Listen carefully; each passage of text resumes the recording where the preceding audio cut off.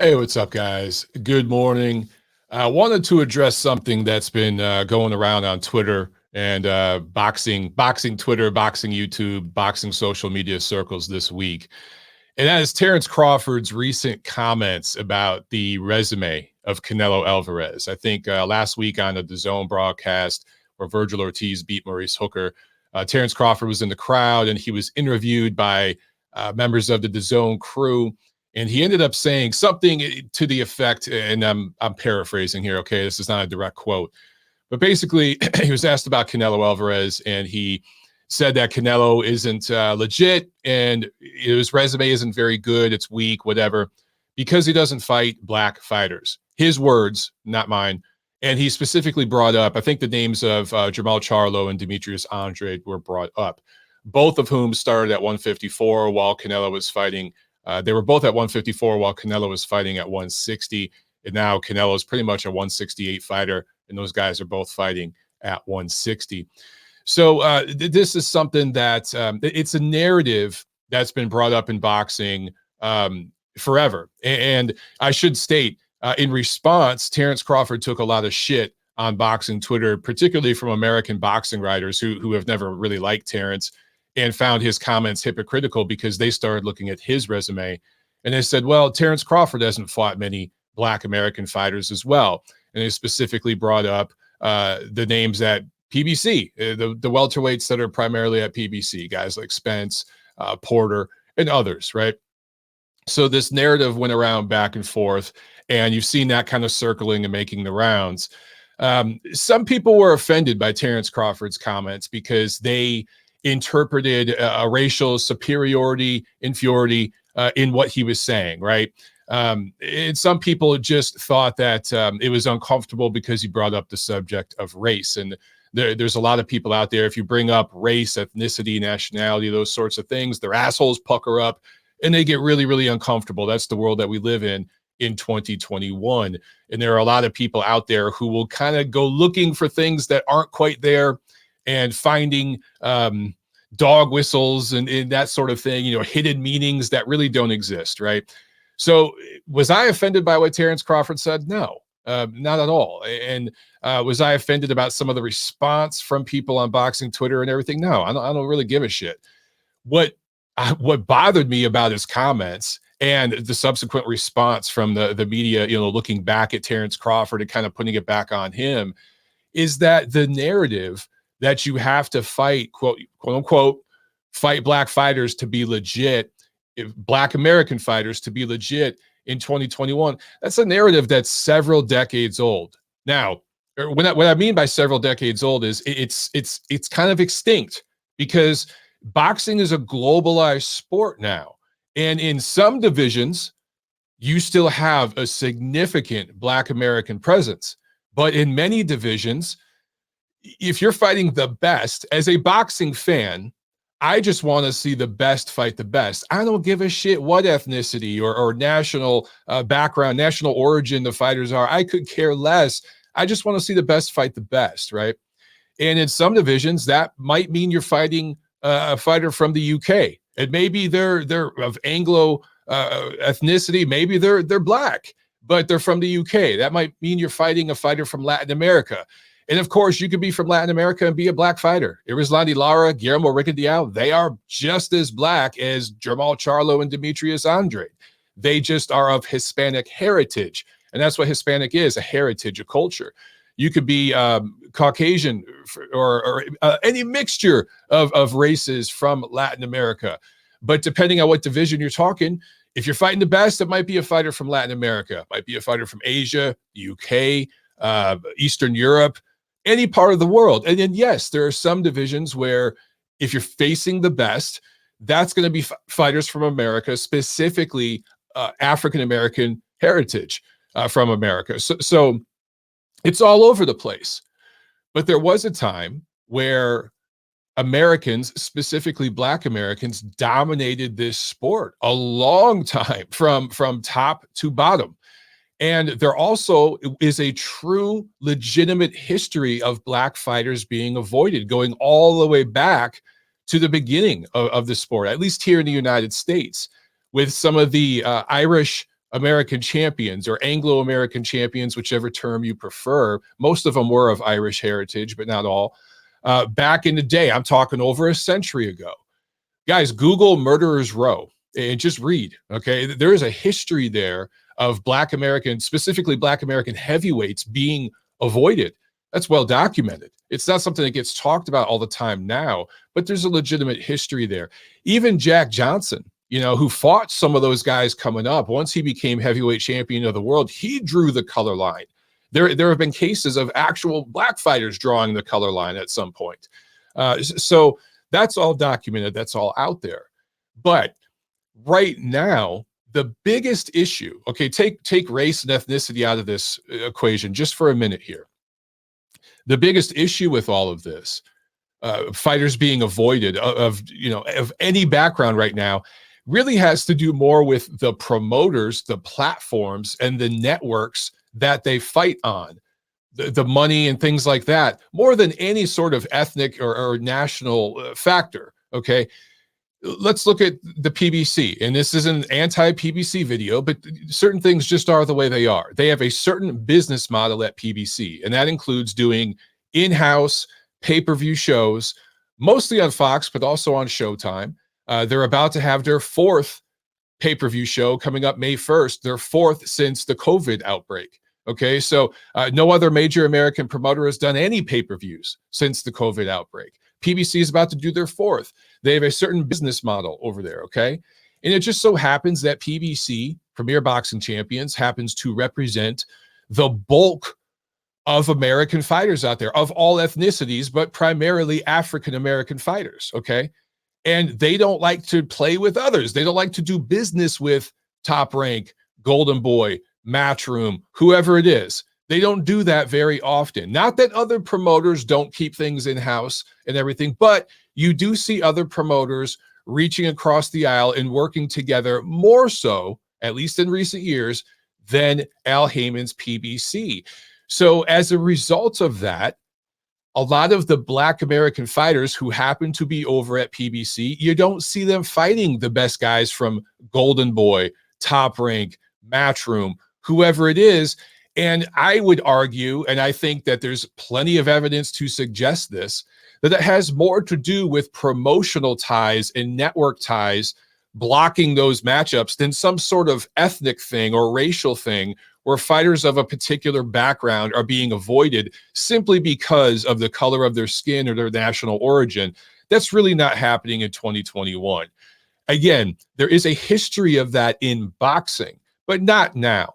And I understand some of you will say, Mike, please don't talk about this stuff. It's uncomfortable. Look, there are a lot of times where people interject race and ethnicity into discussions, into topics where they don't belong. They try to find hidden meetings and as they say, dog whistles and things like that, where it doesn't exist. They misinterpret and mischaracterize people all the time. That happens to me a lot, but that's not the case here. In this particular discussion, race is relevant because Terence Crawford brought it up. And a lot of the old guard American media, particularly the old school East Coast guys who are living back in the 70s or 90s, they brought it up too, or responded to it and pushed a narrative that I have heard forever since I've been involved in boxing that I think is just an old narrative. So I want to share something with you guys real quick. I'm going to share with you. Hang on one second. I'm trying to learn this new technology here. Okay. I want to share this one. Let me make sure I got this pulled up. This is a tweet that one of you guys sent in response to one of my tweets. I hope that you can see this, okay? But this is the Ring Magazine Fighters of the Year, just decade over decade, going back to the 1970s. And again, if you just look at the flags next to the names, all right, starting in the 70s, 9 out of 10 of the Fighters of the Year per Ring Magazine were American. You see a lot of names there repeated multiple times, right? It's the same thing in the 80s. Actually, I'm sorry, all 10 in the 80s were American. The 90s, it's 9 out of 10, right? But then, including a Mexican-American and Oscar de la Hoya in 1995. Another Hispanic fighter in 1999, Paulie Ayala. In the 2000s, though, it starts to change, right? And you start to see different representation there. And in the 2010s, this really, really changes. I mean, in the 2010s, one American Fighter of the Year, right? And a lot of people will say, well, this is bias or something like that. Ring Magazine's an American publication. All right. So this isn't anti-American bias or anything like that. And some of you will say, oh, it's promotional bias or something like, Ring Magazine is owned by the same parent company that owns Golden Boy Promotions. Andre Ward wasn't a Golden Boy Promotions fighter. Okay. So this wasn't some sort of some sort of bias going into this. I also want to share, where is this at here? This is the original tweet that I posted this week. Okay. And again, this made a lot of people uncomfortable. That and there's going to be people out there who will try to find some hidden meaning in this tweet. There is none. I'm speaking matter of fact here. This was my response to what a lot of people were saying regarding Crawford's comments and the reaction to that. Right. Certain narratives continue to persist in boxing, particularly among some American writers and fans that have long been extinct. Fighters from the USA no longer dominate this sport. It's more globally diverse than ever. And what I did is I just took a screenshot of Ring Magazine's current pound-for-pound list. What's ironic in this whole thing is Terence Crawford, who brought up all these comments, right, and the subsequent fallout. A lot of people feel that he does not deserve his number 3 position on our pound-for-pound list due to his recent resume. Not because he hasn't fought black fighters, but just because he hasn't fought the best fighters in his division, regardless of where their roots come from. And this is something that, we're going to address at the Ring Ratings Committee, and not just our pound for pound list, but like top to bottom. We need to kind of do an overhaul because in 2020, due to the COVID pandemic, we gave a lot of fighters a break for inactivity, but we're going to start punishing them now in 2021 because things are opening back up and fighters are getting busy again. I tweeted the other day, I think it's only like 7 out of 10 of the fighters on our pound for pound list currently have a fight scheduled. That is not satisfactory. But also on this pound for pound list, man, Errol Spence, a lot of people take issue with us having Errol Spence rated over Teofimo Lopez. And, I find that kind of ironic, in the midst of this discussion as well. But in fairness, I brought up the transitional boxing ratings as well. So I didn't want to make this a ring specific thing. And again, if you look at their pound for pound list, number one, I completely disagree that Tyson Fury should be on the pound for pound list. You do not rate heavyweights unless they have completely cleaned out a division and set a precedent of dominance for a number of years. The last heavyweight that was on our pound for pound list was Vladimir Klitschko. Tyson Fury does not rate pound for pound yet. So I disagree with this rating. I also disagree with Gennady Golovkin being up there. He doesn't have a fight scheduled. He hasn't fought in a long time. He hasn't fought a top fighter in a long time. Golovkin does not belong on the pound for pound list right now. Other than that, some of the ordering I don't agree with, but overall it's a solid list. But if you look at the names, man, they got 3 American fighters up there, right?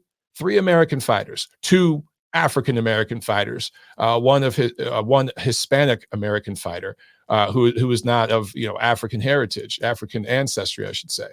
So I found all that interesting and relevant per just this whole discussion. And look, again, this makes people uncomfortable, but it's not. There's no dog whistle. There's no hidden meaning here. None of it. It's just stating facts. And this shouldn't be a controversial statement. It shouldn't make people uncomfortable. The sport of boxing, take ethnicity out of it. Let's just look at countries and nationalism. All right. Nationalism is the wrong word. National origin. Boxing is more globally diverse in terms of the fighters from different parts of the world being represented than ever before. It's not even close. This is like the football, the soccer of fight sports, if you will. That's what boxing is. I personally think that's cool. I think that it's a good thing that we have representation from all over the world. It's something that makes certain people uncomfortable, though, particularly in the American boxing press, particularly among, some of the wokesters in the press. And it's something I don't quite understand, because this is something that should be embraced. I thought diversity is our strength. Diversity is a good thing. That's the way I view it. And we have representation now from every corner of the earth in boxing. You look at the pound for pound list, look, man, me covering events. I mean, I was just at Chocolatito Estrada, and it was such an international crowd. And when I go to cover different fights all over the country, I see people of all different backgrounds there at the fights. I think that's pretty cool. So regardless of ethnicity, background, American fighters, period, are not dominating this sport anymore. So circling back to Terence Crawford's comments, okay, and then the comments that he said, him being viewed as a hypocrite and it being put back on him. I think that it depends on the division, but there are certain divisions, as I said before, 147, 154, the best fighters in those divisions are American, specifically African-American. If you look at super middleweight, one of the best fighters there is American, specifically Caucasian American, European American, whatever term you deem appropriate politically, but those are the few divisions where, yes, okay, that's true. But outside of that, you start looking around at other divisions and it's very international and very global. So I don't care what background the fighters come from. I just want to see the best fight the best. And what's holding that up isn't some mythical color line. That did exist in boxing. I'm not trying to suggest it didn't a long time ago. What the real line in boxing now is the promotional lines, the political lines, the network platform lines. That's what's holding up progress in this sport. All parties are responsible in this. All promoters, all the networks, all the executives, they're all responsible in this, but some more than others. And what bothers me about the narratives, people using racial narratives to drive a wedge and divide people and keep people upset and arguing, where it's not really relevant. What really bothers me about that is oftentimes the people putting out that narrative are the ones that are really, really blocking the big fights from happening due to political reasons and the business interests. So it's like there's something going on over here. Okay, this is what's really going on behind the scenes, but they keep you all arguing about this stuff over here. It's political spin. It's the same thing politicians do. It's the same thing the mainstream media does in this country. It's the same thing Hollywood does, et cetera, right?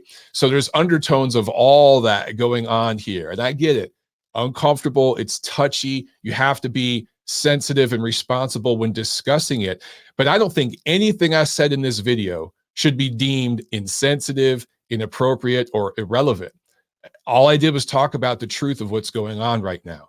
So as it relates specifically to Terence Crawford, yeah, he is kind of a hypocrite. Yeah, his comments were stupid.